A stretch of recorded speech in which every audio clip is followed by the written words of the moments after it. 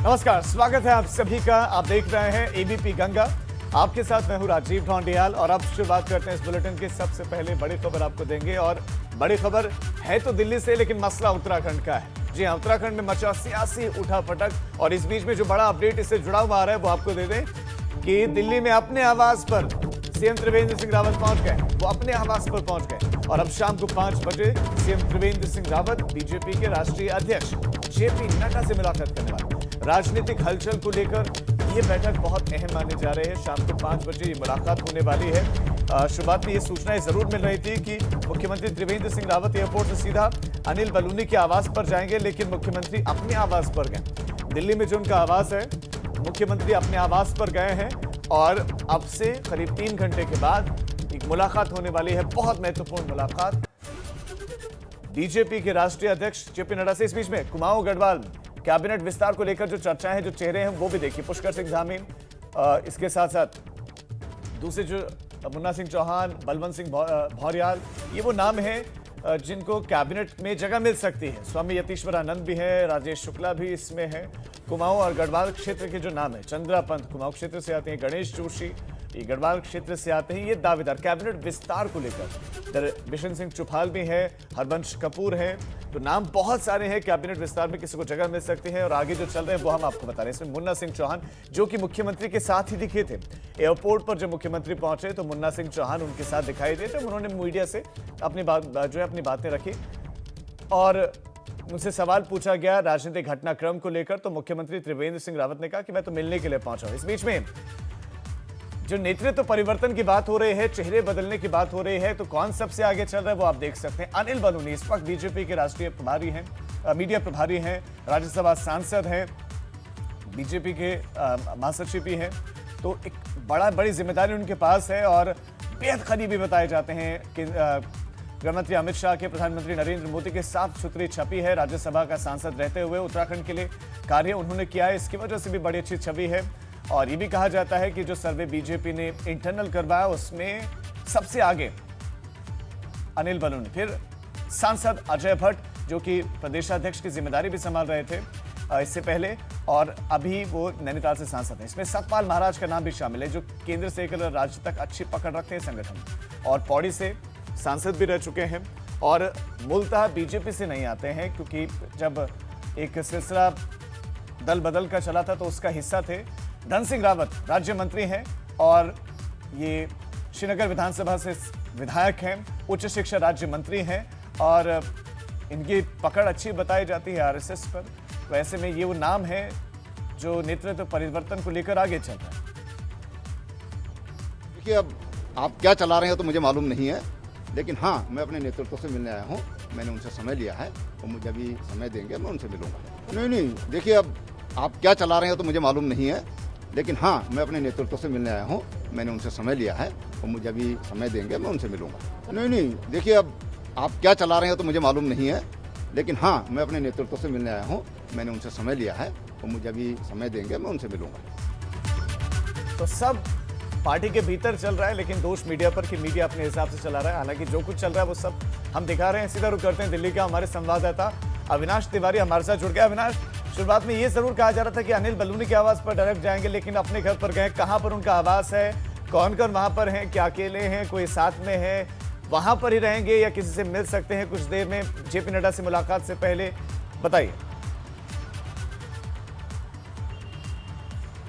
देखिए राजीव, अगर बात करें तो इस वक्त हम उनके आवास पर ही मौजूद हैं। ये AB1 पुराना किला रोड उनका आवास है और यहीं पर फिलहाल मुख्यमंत्री पहुंचे हैं और यहां पर फिलहाल वो मौजूद है। अगर बात करें तो पार्टी के राष्ट्रीय अध्यक्ष जेपी नड्डा से उनकी मुलाकात तकरीबन 5 बजे करीब बताई जा रही है, तब वो पार्टी के राष्ट्रीय अध्यक्ष से मुलाकात करेंगे। उसके पहले तक अभी तक शेड्यूल नहीं हुआ किसी के साथ। हालांकि वो इंतजार कर रहे हैं कि केंद्रीय गृह मंत्री अमित शाह शायद जिस तरीके से उन्होंने मिलने का वक्त मांगा है तो उनसे वो मुलाकात करें। इसके अलावा अगर बात करें तो कुछ ऐसी भी जानकारी निकल के आ रही है कि उस संघ के कुछ बड़े नेताओं से भी मुलाकात कर सकते हैं। तो ये काफ़ी महत्वपूर्ण है क्योंकि वो दिल्ली दौरे पर आए हुए हैं और पार्टी के राष्ट्रीय अध्यक्ष ने उनको बुलाया है, उनसे उनकी मुलाकात होगी। और जिस तरीके से खुद मुख्यमंत्री ने यह बयान दिया है कि हाँ वो यहाँ पे अपने केंद्रीय नेतृत्व से मिलने के लिए आए हुए हैं, जैसे ही वो उनको बुलाते हैं उसके बाद वो मुलाकात करेंगे। फिलहाल अभी वो अविनाश, अब मेरा सवाल ये है, अविनाश सवाल ये है कि अब दो बातें चल रही हैं। एक तो कहा जा रहा है कि सीएम त्रिवेंद्र सिंह रावत हो सकता है कि इसलिए पहुंचे हो क्योंकि कैबिनेट का विस्तार होना है, कौन से चेहरे शामिल किए जाने इसको लेकर, या नेतृत्व परिवर्तन की बात हो रही है। तो ऐसे में सवाल यह है कि अगर कैबिनेट विस्तार को लेकर वो आ रहे होते तो इसको तो पहले ही हरी झंडी मिल चुकी है, पहले ही कुछ वक्त पहले वो दिल्ली आए थे तभी हरी झंडी मिल चुकी। तो इसका मतलब यह है कि कैबिनेट विस्तार को लेकर बातचीत की संभावनाएं कम है और नेतृत्व परिवर्तन की जो अटकलें हैं उस पर चर्चा की संभावनाएं ज्यादा। जी देखिए, अगर बात करें राजीव तो ऐसा नहीं कर सकते हैं कि नेतृत्व परिवर्तन की संभावना ज़्यादा है, कैबिनेट विस्तार की भी संभावना है। जहां तक अगर आप देखिए तो इस वक्त 8 कैबिनेट मंत्री हैं उत्तराखंड के अंदर, तो उनमें से किसको रखना है किसको बाहर करना है, क्योंकि 5 ऐसे कैबिनेट मंत्री हैं जो कांग्रेस पार्टी से आए हैं भाजपा में, और ऐसे में उनको जब मंत्री बनाया गया और लगातार वो पिछले 4 साल से मंत्री हैं तो उनका परफॉर्मेंस में भी रिव्यू हुआ है। तो उनमें से किसको रखना है किसको नहीं रखना, क्योंकि जो कांग्रेस से बीजेपी में आए हैं उसका जो भार है कहीं ना कहीं शीर्ष नेतृत्व के पास है कि उनको मंत्री बनाए रखना है। और जब तक शीर्ष नेतृत्व से हरी झंडी नहीं मिलती कि उन 5 में से किसी मंत्री को हटाना, तब तक मुख्यमंत्री नहीं हटा सकते हैं, क्योंकि उनको इसी शर्त पे कांग्रेस पार्टी से बीजेपी में लाया गया था कि उनको कैबिनेट मंत्री बनाया जाएगा और उनको कैबिनेट मंत्री बनाया भी गया। तो लिहाजा इसलिए ये चर्चा भी मुख्यमंत्री के साथ हो सकती है। लेकिन इस बीच में आरएसएस के नेताओं से मुलाकात का जो कार्यक्रम है, फिर इसके मायने क्या है? आरएसएस के नेताओं से क्यों मिलना चाह रहे हैं मुख्यमंत्री अब? तो देखिए, अगर बात करें तो कई दफा शिष्टाचार भेंट होती है, जिस तरीके से संगठन और सरकार के बीच में पिछले कई दिनों से समन्वय देखने को नहीं मिला है, संगठन और सरकार के बीच में कहीं ना कहीं मतभेद देखने को मिले हैं। तो आरएसएस भी एक अच्छा खासा पैठ रखता है बीजेपी के अंदर, बीजेपी के संगठन के अंदर। तो ये भी एक महत्वपूर्ण बात हो सकती है कि उनसे मुलाकात करके ये संदेश दिलवाने की कोशिश हो कि आखिरी वर्ष है चुनाव का, लिहाजा सभी लोग मिलकर काम करें और मिलकर काम करते हुए आगे सरकार बनाने की ओर प्रशस्त हो। तो अभी कुछ भी कहना जल्दबाजी होगी। अभी हम ये भी नहीं कह सकते कि सत्ता परिवर्तन नहीं होगा, अभी हम ये भी नहीं कह सकते कि कैबिनेट विस्तार के लिए सिर्फ चर्चा हुई है। ये सिर्फ और सिर्फ महज जो शीर्ष नेतृत्व एक और पॉइंट है अविनाश, जो इस बात को और बल देता है कि कैबिनेट विस्तार की संभावना कम है, वो ये है क्योंकि इस तरह का कार्यक्रम पहले से निर्धारित तो नहीं था, क्योंकि बजट सत्र चलना था। वो बजट सत्र आधे में खत्म कर दिया जाता है, वहां जो है कोर कमेटी की बैठक शुरू हो जाती है, फिर उस बैठक का हिस्सा बन जाते हैं। अचानक विधायक दिल्ली पहुंच जाते हैं, कुछ कैबिनेट मिनिस्टर्स आ जाते हैं, नाराजगी दिखाते हैं, मुख्यमंत्री पहुंच जाते हैं। तो अगर विस्तार को लेकर ही होता तो फिर तो सत्र के बाद हो सकता था, सत्र समाप्त करते अच्छे से पूरा। तो इस बीच में आधे में हुआ है, तो ये बातें तो इशारा करते हैं कि कुछ ना कुछ गड़बड़ तो है। जी बिल्कुल राजू, आप भी अपनी तरफ से सही है कि जिस तरीके से घटनाक्रम हुआ उससे ये बात को इशारा मिलता है, ये बात को बल मिलता है कि नेतृत्व परिवर्तन हो। लेकिन ये पहली दफा नहीं जब मुख्यमंत्री त्रिवेंद्र सिंह रावत के साथ ऐसी घटनाक्रम घटी हो। अगर मैं बात करूं तो पिछले 2 साल के अंदर ऐसी 2-3 मरतबा घटना हो चुकी जिससे लगा था कि नेतृत्व परिवर्तन होगा और काफ़ी ज़्यादा बल मिला था, इन बातों को कयास भी लगे थे, लेकिन नेतृत्व परिवर्तन नहीं हुआ। पिछले अगर मैं बात करूँ तो 2019 के नवंबर का महीना था जब मुख्यमंत्री को दिल्ली बुलाया जाता है और यहाँ पे आला कमान उनको मिलने का समय नहीं देते हैं, मुख्यमंत्री इसके बाद लौट जाते हैं। तब भी ऐसी बात के कयास लगे थे काफी जोर शोर से कि नेतृत्व परिवर्तन होगा, लेकिन नेतृत्व परिवर्तन नहीं हुआ। इसलिए अभी कुछ भी कहना जल्दबाजी होगी कि नेतृत्व परिवर्तन होगा कि नहीं हुआ। बीजेपी के अंदर जो तमाम तरह विधायक हैं, जो कैबिनेट मंत्री हैं, जो शीर्ष नेता हैं, उनको तक भी ये नहीं पता है कि नेतृत्व परिवर्तन होगा कि नहीं होगा। सब केवल इस बात का इंतजार कर रहे हैं कि प्रधानमंत्री, गृह मंत्री और पार्टी के राष्ट्रीय अध्यक्ष उनकी ओर से क्या संदेश। ये बहुत महत्वपूर्ण होगी, बिल्कुल यही मुलाकात बहुत महत्वपूर्ण होगी। अविनाश, नजर आप बनाए रखें क्योंकि बहुत महत्वपूर्ण खबर है। अपडेट्स के लिए आपके पास आएंगे। फिलहाल शुक्रिया आपका इस तमाम जानकारी के लिए। क्या होगा, चेहरा बदलेगा या नहीं बदलेगा, या कैबिनेट विस्तार होगा, सबके जवाब जल्द मिल सकते हैं। अब आगे बढ़ रहे हैं। उत्तराखंड में मचे सियासी उठापटक के बीच में विपक्ष का तंज, विपक्ष ने तंज कसा है। सियासी घटनाक्रम पर प्रीतम सिंह कांग्रेस प्रदेशाध्यक्ष ने तंज कसा। सरकार में एमएलए और मंत्री खुलेआम विरोध कर रहे हैं। ये प्रीतम सिंह कह रहे हैं कि एमएलए विरोध कर रहे हैं, मंत्री खुलेआम विरोध कर रहे हैं। सरकार सही ढंग से काम नहीं कर रही है। मंत्री और एमएलए की नाराजगी साफ दिख रहे हैं। हमारे संवाददाता रवि कैंतुरा खबर पर ज्यादा जानकारी देंगे। रवि, ये बात तो पहले हरीश रावत कह रहे थे, उन्होंने तो बीच में कुछ महीनों पहले भी यही बात कही थी कि नेतृत्व परिवर्तन हो सकता है। बीच में प्रीतम सिंह भी कुछ कह रहे हैं, उन्होंने क्या क्या कहा?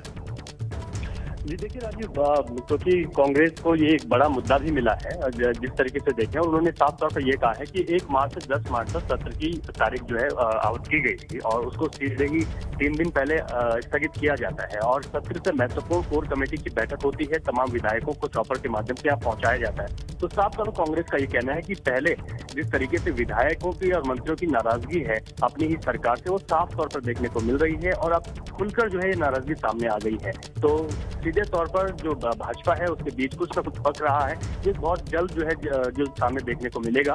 और अस्थिरता की बात एक बार प्रदेश अध्यक्ष ने भी की है कि अस्थिरता है, यानी कि विधायक और मंत्री खुद ही नाराज है सरकार से, तो इसका मतलब कुछ पक रहा है सरकार में। और यही बहुत बड़ी बात है कि बजट सत्र जैसे महत्वपूर्ण सत्र को स्थगित करना पड़ा और कोर कमेटी की बैठक में आना पड़ा। जी रवि, बहुत शुक्रिया आपका इस तमाम जानकारी के लिए। तो प्रीतम सिंह का कहना है कि सरकार सही ढंग से काम नहीं कर रही और विरोध अब खुलकर, जो नाराजगी है वो खुलकर सामने आ गई है।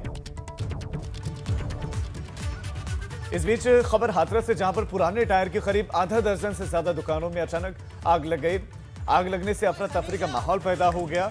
स्थानीय लोगों ने दुकानों में लगे हुए आग पर काबू पाने का प्रयास किया, लेकिन वो असफल रहे। आग की सूचना पाकर फायर ब्रिगेड की गाड़ियां मौके पर पहुंचे, घंटों की मशक्कत की, उसके बाद जाकर भीषण आग पर काबू पाया जा सका।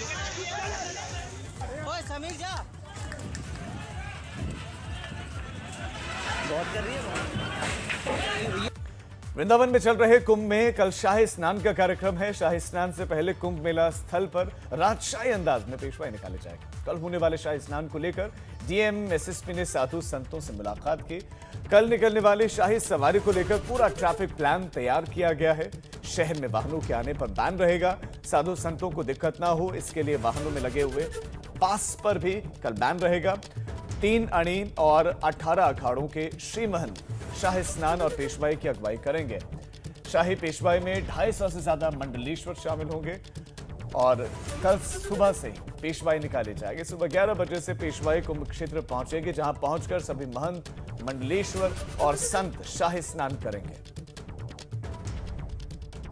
देखिए, कल हमारे यहाँ मेला क्षेत्र में वृंदावन में द्वितीय शाही स्नान जो है और शाही यात्रा, उसका आयोजन होना है।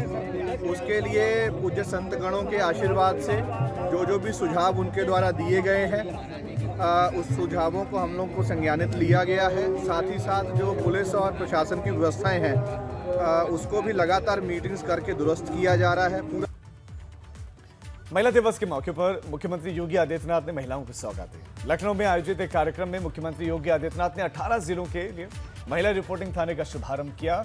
वहीं महिला दिवस के मौके पर बरेली से दिल्ली के लिए पहली फ्लाइट को रवाना किया गया, जिसका संचालन पूरी तरह से महिलाओं ने ही किया। तीसरी तस्वीर आपके सामने नोएडा की है। यहाँ पर पिंक मैराथन में दौड़ लगाकर महिलाओं ने साबित किया कि हर रेस में महिलाएं अव्वल हैं। चौथी तस्वीर लखनऊ की, जहां पर प्रथम नागरिक ने कोरोना का टीका लगवाया। साथ ही पूरे उत्तर प्रदेश में महिलाओं के लिए वैक्सीनेशन ड्राइव चलाया गया।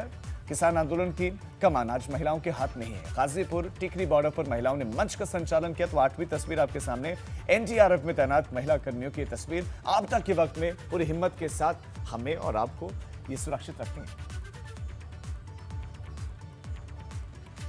हौसलों की उड़ान के आगे उम्र कोई मायने नहीं रखती। गोरखपुर में 66 साल की जागृति वर्मा ने मार्शल आर्ट में अपने हुनर का लोहा मनवाकर महिलाओं को शारीरिक और मानसिक रूप से फिट रहने का संदेश दिया है।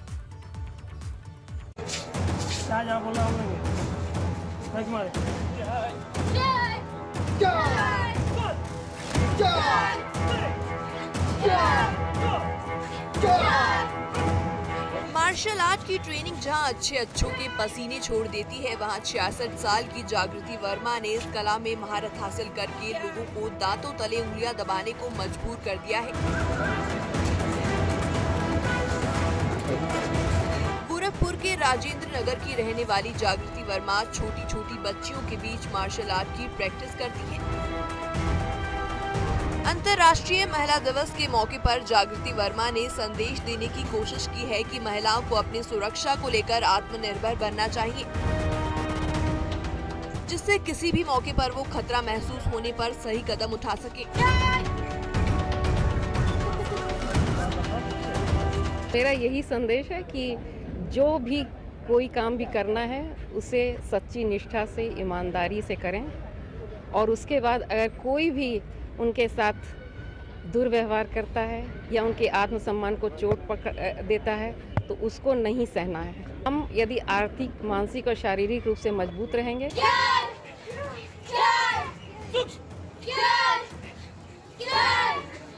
66 साल की जागृति वर्मा मार्शल आर्ट्स में ब्राउन बेल्ट हैं। ऐसे में इन्हें हल्के में लेना किसी के लिए भी भारी पड़ सकता है। उनका मानना है कि महिलाओं को अपनी फिजिकल फिटनेस और सेल्फ डिफेंस पर फोकस करना चाहिए। जागृति वर्मा के मार्शल आर्ट ट्रेनर का कहना है कि उम्र कोई मायने नहीं रखती। मार्शल आर्ट की ट्रेनिंग कोई भी ले सकता है। हमारे यहाँ 3 साल से लेकर 66 साल की महिलाएं प्रैक्टिस करती हैं और काफ़ी संख्या में, मैं हजारों की संख्या में महिलाओं को प्रैक्टिस करा चुका हूँ।